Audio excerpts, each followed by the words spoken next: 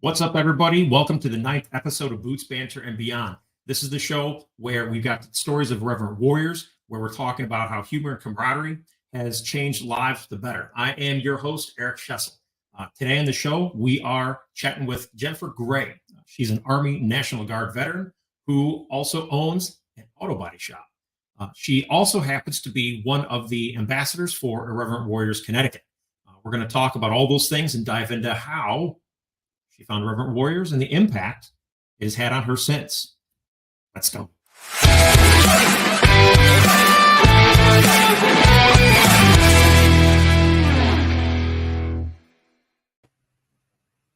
Jen, thanks so much for coming on the show today. How are you doing? I'm good. Thanks for having me. This is kind of cool for my first podcast, so I'm excited. Yes, breaking those podcast cherries, one interview at a time. Yeah. So you were in the Army National Guard, right? Yes. So Connecticut Army National Guard, 23 years, retired, Sergeant First Class. God, it seems like I've been out forever already, but I retired in 22. I started as a 91 Bravo, which was a combat medic at the time. Now I think it's called multi-wheeled mechanic, which is completely a different spectrum. But yeah, so I was a 91 Bravo. The only way I could become a military police officer was to be a medic first. So I went to medic school, came out, went to the 143rd MP company as a medic, transferred over to the dark side and became an MP and spent the rest of my time as an MP. So it's been a blast. The National Guard side is more of the combat support side of the house as opposed to garrison. Later years, they brought in a garrison side, but I didn't like any of that stuff. So I stayed with the field. But that's the wrap, my rap sheet, I guess. Well, I think we had talked about this before, was because you were an MP and I was security forces for the Air Force. Mm-hmm. And so with security forces, you had two sides to it. You had law enforcement and security, and that was pre 9/11. Yep. After 9/11 happened, then it just literally, the law enforcement side was all contracted out. We were just air-based defense and doing convoys and stuff like that. What were the differences? Did you guys have any differentiation between the different parts of MPs? How are MPs versus Army versus Air Force? How are they different? So MPs are multifaceted, right? So we have your convoy securities, we have your base defense, we have training and support for local national law enforcement agencies, and then you have the actual law and order side, which is policing, general policing of a base, gate operations, being a cop, essentially, everything to do with that. So shift work, boring, not my bag. Even though I wanted to be a cop when I got out, it wasn't my bag. So, but yeah, it was a pretty cool ride. The field side is a lot of concurrent training, really, with lots of, like I said, the local national, police or the Army, or supporting missions of infantry, or any of the people that need to go outside the wire. I mean, that was kind of where we were at as their security force, essentially. So that was good. So you mentioned, and I'll empathize with you again. When you were an MP and looking at, did you just you could burn out as far as that, and that's why you didn't pursue police afterwards, or? So it was one of those. I didn't want to be a rookie. I had all these years of experience. At the end of my career, I became a military police instructor. So I got certified in all things police work. NHTSA. I don't know, everything and anything that you can think of that a cop would need. But I didn't get trained with the state codes. So it was fun. It was great. I applied a bunch of places. I feel like a lot of places looked at me like I was either overqualified or not qualified enough. So I just never really felt comfortable pursuing it. It was one of those, they wanted 10, I was 11, or they wanted 2, I was 3. It was just one of those. I don't know. I felt like it was always I was that almost there. And, becoming a rookie, thinking about it, I had 3 kids when I got out. I didn't want to work the overnights or the shit details or any of that stuff. So I was like, you know what? I'm good. I'm going to be my own boss. I already have a pension. I already have money saved up. I didn't need to be a cop. I just wanted to be a cop. I wanted to give back. And I never wanted to be like a basic patrolman. I wanted to be, something like an officer friendly, or, hanging out and talking to people, be more of a community involvement police officer as opposed to sitting in my car and writing tickets, I guess. So I just wanted to help, if that makes any sense, So absolutely. So I was like, the best way to do that is not being a cop, especially in today's world. So I was like, no, I don't need to be a target. And I like when people wave at me with all of their fingers. So that's, I mean, if you think about it, most cops get the middle finger wave, and I'm not happy like that. So I like the whole, Well, yeah, you're not wrong. It's a tough field to be in.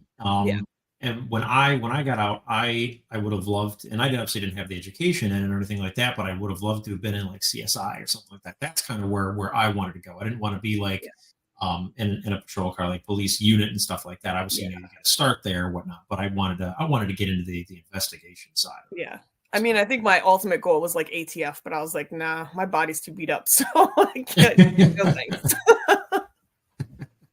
Do you have any stories that you want to share with us about while you're in the service? So it doesn't have to be something like super funny, doesn't have to be super sad. It could be whatever. So I was thinking about this all day, actually, and there's so many. I think,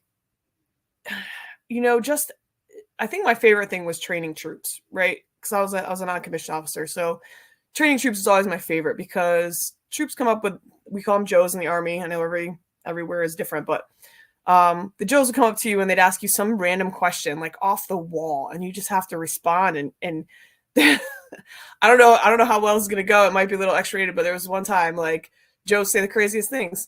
Hey Sergeant, what's up? I'm like, what's up?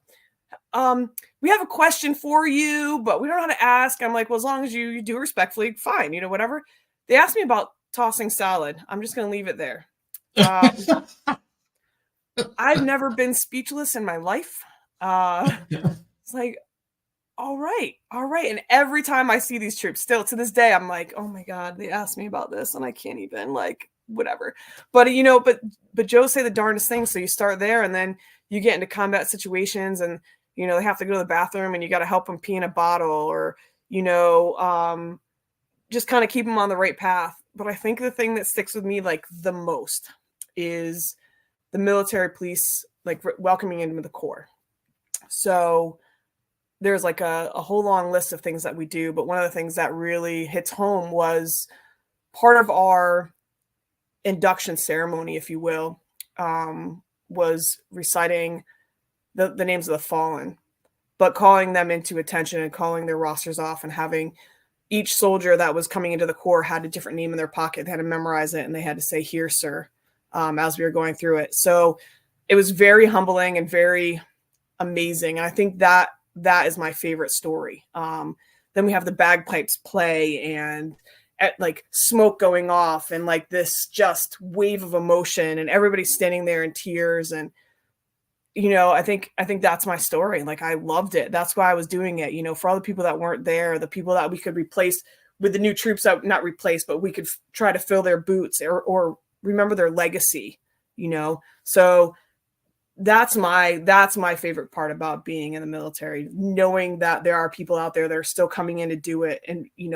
they knew the names of the ones that were before them. And I don't know, it's just, that's it. Yeah, that's my story. That's the thing that's going to stick with me for the rest of my life. I will never forget the induction ceremonies we did. I'll never forget the troops coming up afterwards, just bawling. They have no idea who these people are. And they knew the gravity of, what they were undertaking. And it was amazing. It was absolutely amazing. And everybody that I've had has remembered that moment, everybody that's come through has remembered that moment, which is pretty amazing. Talking about it, I'm like goosebumps and teary. So forgive me.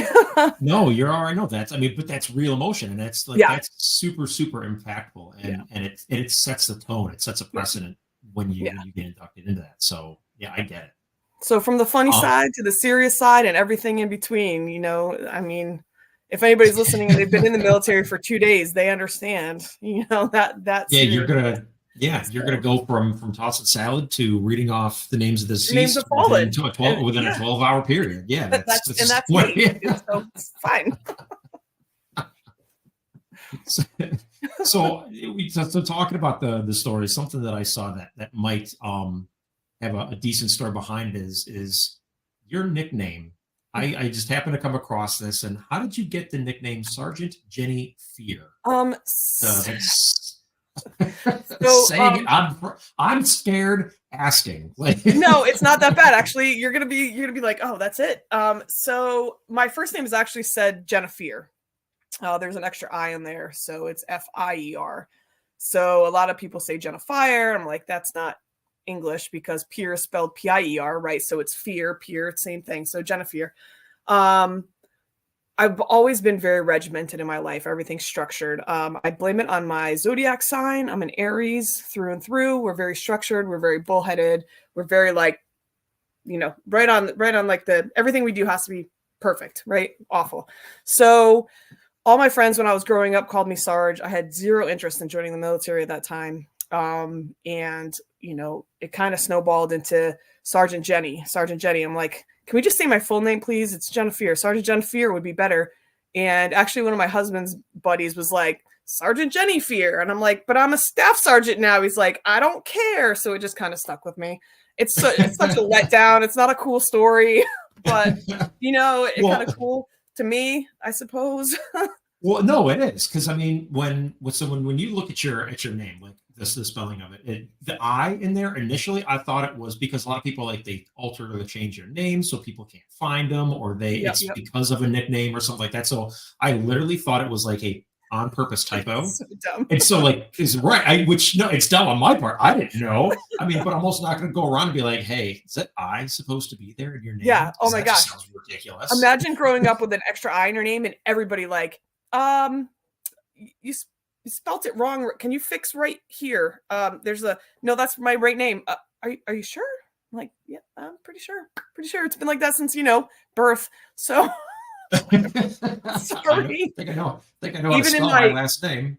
When I joined, my recruiter was like a special forces guy who was injured and was filling in for a recruiter slot for a while. He actually blew up my social security card, added the I and shrunk it down. And that's how I got into the Army because, forging documents is great. So I quickly had it fixed, obviously, but we couldn't do it in time. Right. So, and I had never noticed that I wasn't there, but yeah, so that was fun. So it's Jennifier, so even on my motorcycle, it says J Fear. So, which all of a sudden now the pieces are coming together. There you go. Now now that I know that, and if people were curious and wondering the same damn thing I was, now they all know. Nobody wonders that. Nobody, just you. I did. I don't know what that says about me. I'm just kidding. No, it's cool. It's just a dumb story. It works, So. So all right. So we now we're out of the military stuff, right? So you're retired from the Guard. And you own a auto body shop. Yeah. So from MP or cop to now we're fixing cars. So how did that whole thing kind of come to be? And then tell us a little bit about your shop. So I initially worked all over the place. Everybody gets jobs before they find their career. So I picked up a job here. I picked up a job there. My husband was in the auto industry. We were engaged at the time. He was working for, I don't even know. I think it was a Saturn dealership in Hartford. And then they are no longer there. I then went to Liberty Honda in Hartford and they had a position opening for the parts. And I was like, oh, I could do parts. That's easy. It's just a whole bunch of numbers. And I know cars fairly well. I was like a little gearhead. So I'm like, all right, well, I'll get into that. So I started doing that. I didn't get into the parts. I applied. They put me in something else. It was customer service. And warranty, customer service warranty, and tracking and trending all of the surveys that come in. So I learned a lot about people through that. I learned a lot about processes and how to make processes. So the owner of the company was like, hey, I want you to write the process for all the different scenarios in our shop. And I'm like, all right, cool. So that went from selling cars to answering the phone, to fixing cars, to when a car pulls in, what does that department do to the customer? What do they do to the car? Where does it go? And then the finished product. So it was like the yes and no little flow charts that, if yes, go this way, if no, go that way. And then, so I did that for a long time. Then I became a stay-at-home mom. And I'm like, this is not fun anymore. I need to get back out in the workforce. So I got back into the auto industry. So I worked at an auto body dealership doing parts because I know the industry, right? So I was like, well, my husband was doing some other stuff in the auto industry. And I was like, you know what, this is pretty easy and it's not going anywhere. What if we start doing this? So one thing led to another. I started talking to more people. I worked for a different body shop, learned a little bit more about that side of the house, and then pulled the trigger. Said, you know what, I just have to hire right. I need to be good with people and I need to know how to do my job. And as far as being an appraiser. So as far as I know, I'm a good leader. I have one of my former soldiers working for me. So he followed me. Apparently I'm good at something.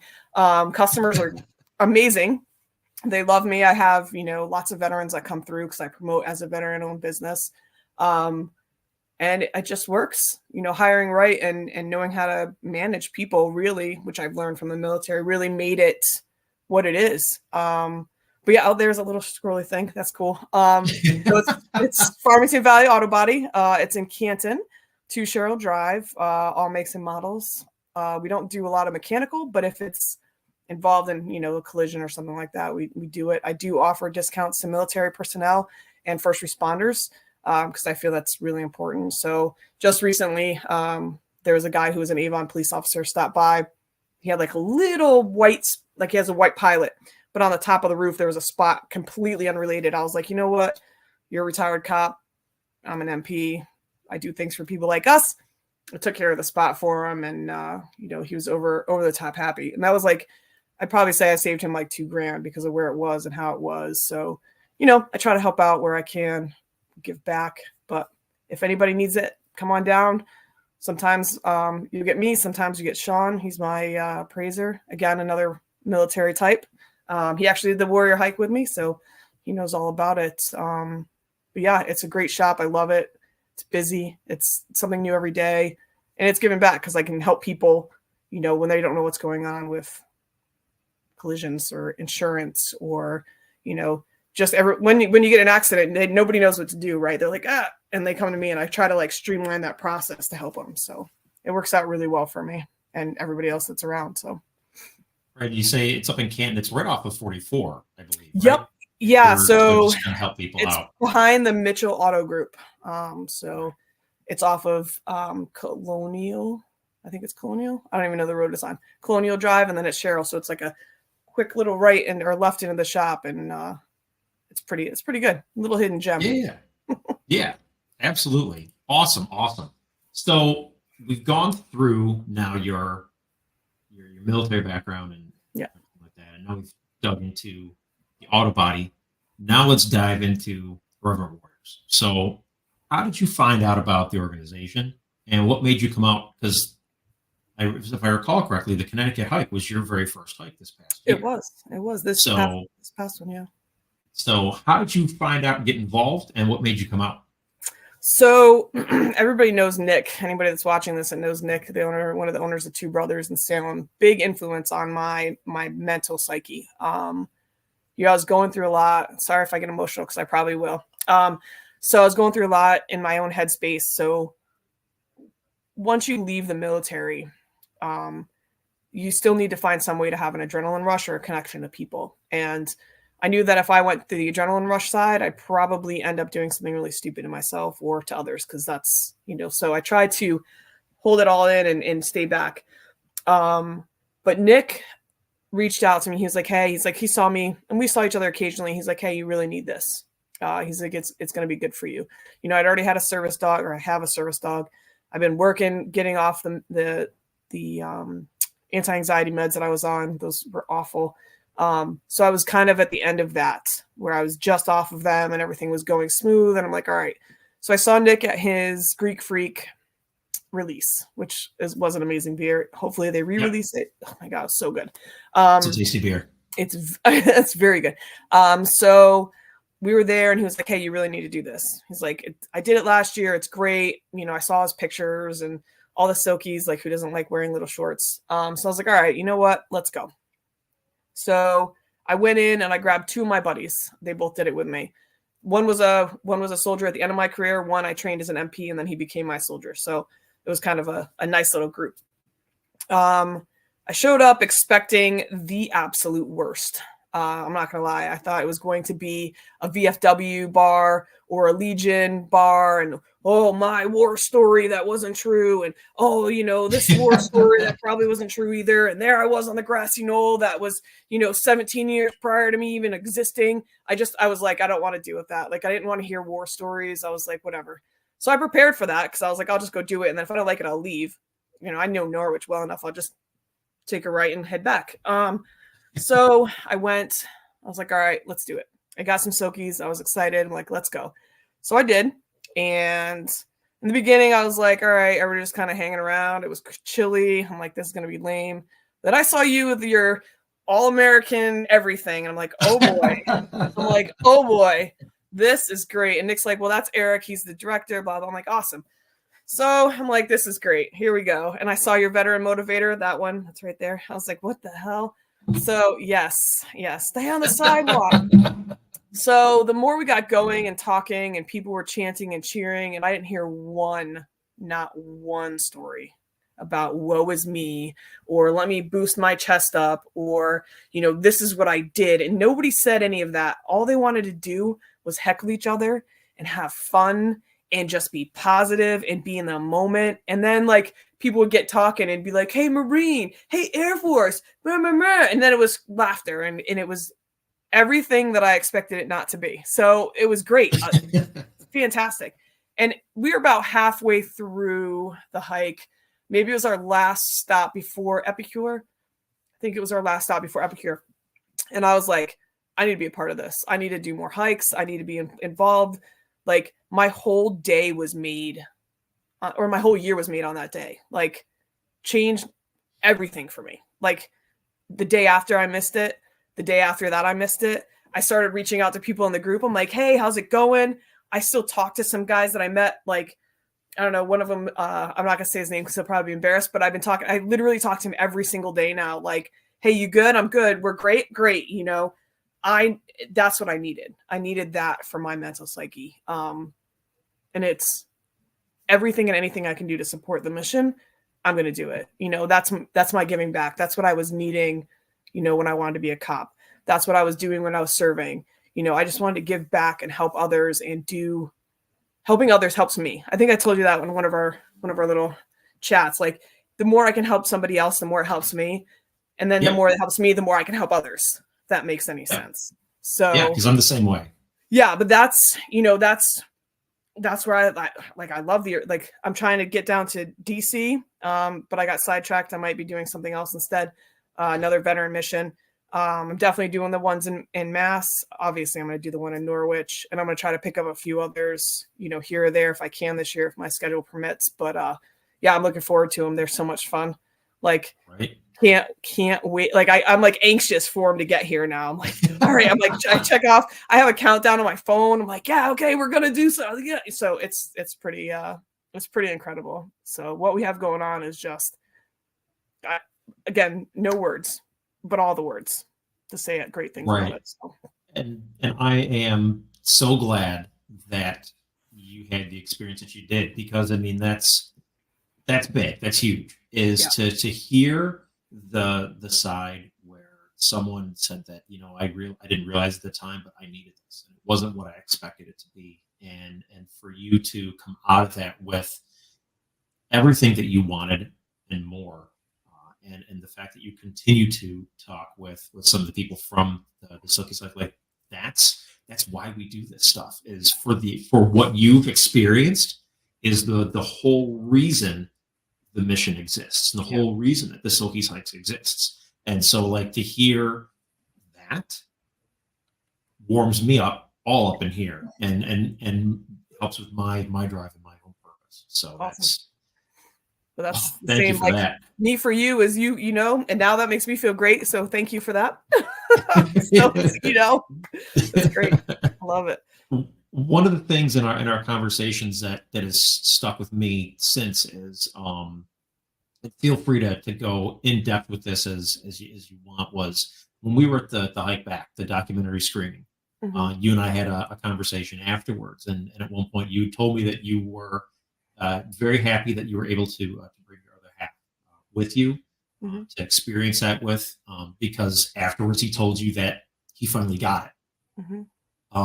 And so, would you mind kind of telling us like what that meant to you and why that's so important?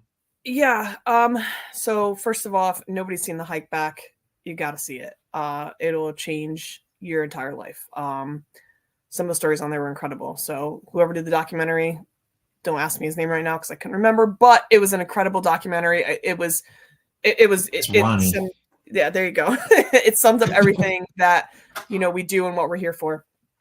But in regards to my significant other, it was one of those things where, it's hard because he wasn't military. His family, he had a brother that went to Desert Storm. It's different because he was a little kid, so he doesn't really remember the pains of not having his brother there. But I left him home with 2 young kids. And he didn't understand the camaraderie side of the piece or the mental health side of the piece. Right. So when you lose your camaraderie, when you lose your friends or your loved ones, or, you get separated, or you have to move, like, let's say you move cross country or whatever. It's the same kind of mental, I don't know how to, like a mental defect almost. Right. So it puts you in a state where you're like depressed and you're like, man, I wish I'd never done that, or, did this. So being retired, again, took away that adrenaline rush, took away that helping people, took away that camaraderie, took away everything I had been for 23 years. I had to now figure out who I was. So trying to explain that to somebody who's not in the military, who's not been part of something huge like that, like giving my life or being ready to give my life for people standing next to me, is huge. So when my husband saw it and he heard about, there was somebody on there, he's like, he had a death date. He saw the guys that lost their legs that are getting pushed through, the people that were like, yeah, I was really, I was on the grip of losing reality. And here I am, I came back because of this. He understood my side and my traumas of being out. He understood that, the days that I just sat in my bed and cried and couldn't get up, he saw that because of that, these reasons that I'm missing, he saw that's why it was going on. He understood, why I didn't want to go out and hang out with friends that didn't understand me, that I would normally have had a great relationship with while I was still in civilians, while I was still in the military, because I was still feeling that void that I had, when I was not on call, or I was not on drill, or I wasn't working full time for the military.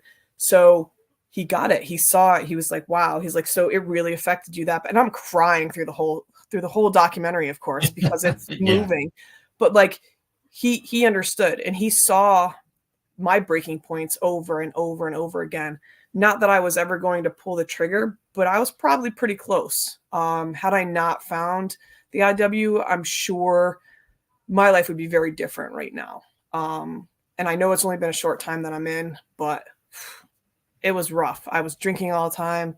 I was doing everything that the people that were in the documentary were talking about. So he saw that. He saw it in me. He connected it. He got it. And that's all I could have asked for.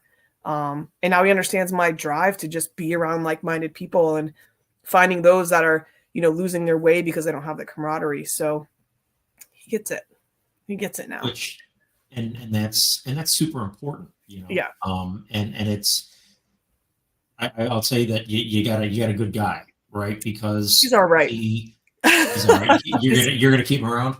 Yeah, for a couple more years. A couple more years. But for him to be a civilian and be with a veteran or somebody who was even in the military, and then the veteran, and see the transition and still be there regardless through the the ups and the downs that we experienced, and for him to one, stick around, and then two, to then be immersed into see the documentary and see like the big picture essentially, Yeah. and then be able to turn to you and say like, holy shit, like I get it. Like that's a light switch. It just turned, it was flipped. Oh yeah. And I couldn't be happier for that, for him, and ultimately for you, because that's super important. Yeah, it's definitely helped our relationship tenfold. Like it's been great, you know, like when I have my moments, because we all do, and I still get that depression and that feeling, you know, I'm just like, just leave me alone, or I get like super stressed and I can't just calm down. Like he understands. He's like, all right, just go to the bedroom, like hang out, or, you know, let's go for a walk, or he'll come just hug me. And I'm like, oh, you know, and I know that's him helping, which is more than I can, you know, more than I can ask for. If half of the spouses or significant others could understand the documentary as well as he did, then it would be a wonderful thing. I can't it's hard to get the spouse to understand what the soldier is going through. You know, I listened to Brent's podcast again the other day because I thought that was pretty moving. I can't even imagine being a Purple Heart recipient and having a significant other having to deal with that as well. So like just having somebody there to bounce things off of and to understand you better, like by one simple documentary is incredible. Because you can watch all the things on TV, you know, like We Are Brothers or We Are, what is it, Band of Brothers, and, you know, whatever it is movie that's on. And like Restrepo, I watched Restrepo before I even left for Afghanistan, and he was like, oh, cool. But it seems not real. It wasn't, you know, it doesn't seem real. Where the documentary kind of was a little bit better for understanding what we're going through, if that makes sense, you know. Oh wait, no, it's a little bit more, it's more raw. It's not because it's not so much acting like that. Yeah. Like, well, not like Restrepo wasn't real. Like I understand and I know some of the but you know, it was more, it seemed more like just a TV show, you know, or like a movie or whatever. So having this and having the realisms that these guys had, and seeing these big dudes cry while watching, like while talking about their experiences, just hits it. If you're any type of human, it's going to hit you and you're going to understand, you know. So well, and again, it's awesome that I'm crying. So that happened for him. You're fine. Because like at the end of the day now, and this could be a little funny, is like Irreverent Warriors also helps with marriage. Like, you know, like who needs marriage counseling? Just go see the documentary. I wouldn't go that far. But it does help. It does help a lot. Well, just think about, you know, my general well-being, and I'm not going to say it for everybody. My general well-being is better because of what I'm doing, because of what I've seen. Then my general well-being is even better because he understands what I've been through and what I've seen, you know, or what my mental psyche is. Maybe not what I've seen or done, but like what my psyche, my internal struggles are, you know. He can understand them better and realize them now and pick them apart. So it just made us stronger, you know. Yeah. But he's a great guy. I wish he was more on board to come hiking with me, but you know, we'll get him there. Yeah, all you have to do is talk to D. We'll get him signed up to volunteer for the day, and we'll sling stuff, and we'll get him. Oh, I'm gonna make sure he does. If he doesn't, I'm just gonna drag him along and be like, meet me here because you're gonna say hi. There you go. Just there you have him meet us at Epicure and just hang out. Yeah, just hang out, drink beers. It's all good. There you go. Totally fine. So you've mentioned like wanting to be involved with the Irreverent Warriors since you found out about the organization and jumping in, and now you find yourself as a official ambassador for Irreverent Warriors here in Connecticut. Right? Yes. So tell us why you wanted to get involved at that level. So again, like I can't say enough good words about it. Irreverent Warriors has been in Connecticut for how long now? Like 4 or 5 years? It's been, the first hike was back in 2018. Okay, so it's been here for quite a while. The first time I heard about it was last year. Right. So, I mean, I've seen other people on hikes across the country, but the first time I heard about it was, 2 years ago, because I watched Nick post videos and stuff about it. But there's so many there's so many veteran organizations out there that all they do is collect money and give it to a higher power. We all know the one. They carry the guy on their back. It's in there. I don't want to kill him, but there's the wounded people's place, trying to be nice and not say their name. They have a CEO that makes a lot of money off of people's choices to donate to a veteran organization, and they don't do enough for veteran organizations. And there's others out there too. They're like, this is directly to support the troops, and you get like pennies on the dollar. I feel like after doing a lot of research, this is not that type of business. I feel like it is all about being for the soldier, being there for the airman or the Marine or the coasties, sometimes, if that's what you call them. But being there for those guys that have, yeah, but being there for those guys that, really need it. It's great to be involved in an organization that does that. To see it, to be like, hey, no, I'm actually in it and I have directly received benefit from being part of this organization, instead of, oh yeah, I've heard about that. Yeah, I filled out an application to try to get beneficial whatever's for it, and then never seeing it, or having friends or other family members have tried to do the same thing from other organizations and they've fallen flat. With this one, you're like, hey, come do this ruck, or hey, come to this event, or hey, let's do this outing. And it really pulls in that sense of community, and it pulls in everything. So being able to spread that word to everybody. I've talked to hundreds of people and got their buy-ins. It sucks that I didn't do the Snow Angel. So I had a whole bunch of friends donate to that. And I was like, come on, we only need 500 more. But, but yeah, it's to be an ambassador, to be able to go out and spread the word, to be able to go set up booths that we will be doing soon, to go into businesses and say, hey, I'm so-and-so, this is my story. This is how it's affected me. This is how it can affect others. This is how it can help your business, or help, bring together that veteran community. Because everybody posts I proudly support our military and police, but do they? If you have a sticker, actually support us, so, right. And then just being able to talk about everybody, say, hey, I know this guy, Eric, he's crazy. He got his mustache. Did you see his Christmas card? Look at how much fun he is. Look at how much fun we have. Come do this with me, So spreading the word not only to businesses to raise money and stuff for us, but also to other veterans. I think, I don't know, I probably talked to about 200 people that I know of that were in the military that have joined our page and have benefited from it and are already excited about their first Sogies hike. And if they haven't done it here, they've done it in other places, which I didn't even know, which is great. So just being able to spread the word, like if I'm benefiting from it, why not? This is a great soda. You should try it. It's great. Oh, it's great too. Okay, cool. Let's keep going with the soda trend and spread the word about this. Instead it's let's spread the word about how positive this group is and how much more positive we can bring to the culture, and try to prevent, any more unforeseen suicides, because that sucks a lot. So, but that's the ultimate goal, is to stop that from happening and bring everybody in and say, come to us. We'll help you. Call me before you do it, or come feel the camaraderie.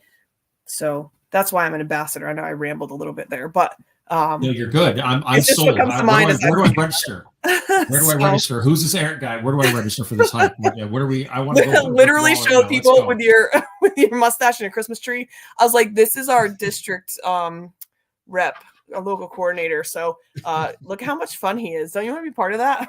So people have seen our when we did that Coventry hike. I have a printout of that picture that we have where we're bumping fists at the finish line.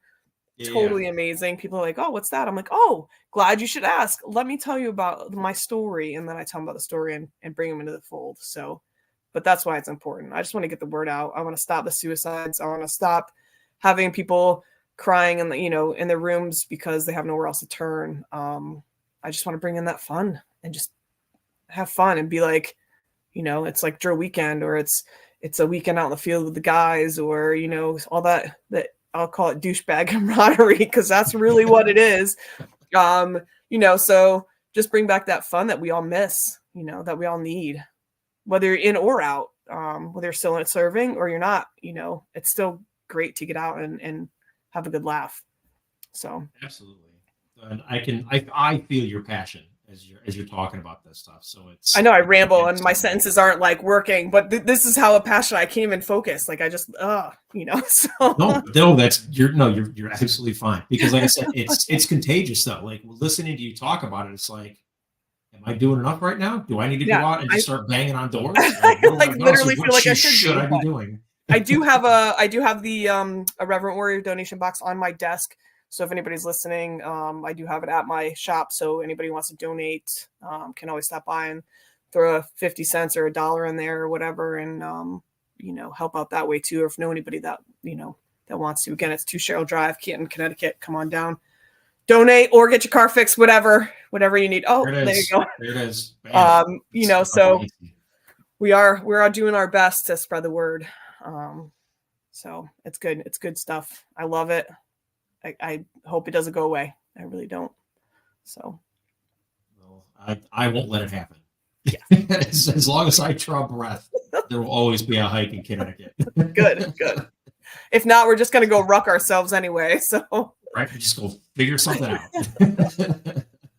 So last question I have for you is all this now, and I'm sure this is going to be great because your passion, your energy is coming through. What is something that for anybody that's listening to this, whether it's now or later, or even a year, 5 years from now, that listens to this and hasn't heard or is just now discovering about Irreverent Warriors, is yet to come out, pull the trigger for a hike or anything like that, what advice can you give them about the Silkies hikes in the organization from your perspective and why they should come out? So it's not an athletic event. You can be broken. We'll carry you. It will increase your mental psyche and make you feel great with all the dopamine that you get from the hike. There's no judging. Doesn't matter what your silkies look like. You don't even have to wear silkies. Just wear shorts of whatever nature you want. You don't even have to carry a ruck. Just have some water because you're going to need it. But come out, laugh, have fun, enjoy your day. Just pull the trigger. Don't be shy. Come on out and enjoy it. I can't, again, if you've heard 2 seconds of this whole podcast, you're going to know you can't not have a good time. And if you're not having a good time, come find me and I will help you have a good time because that's what we need to do.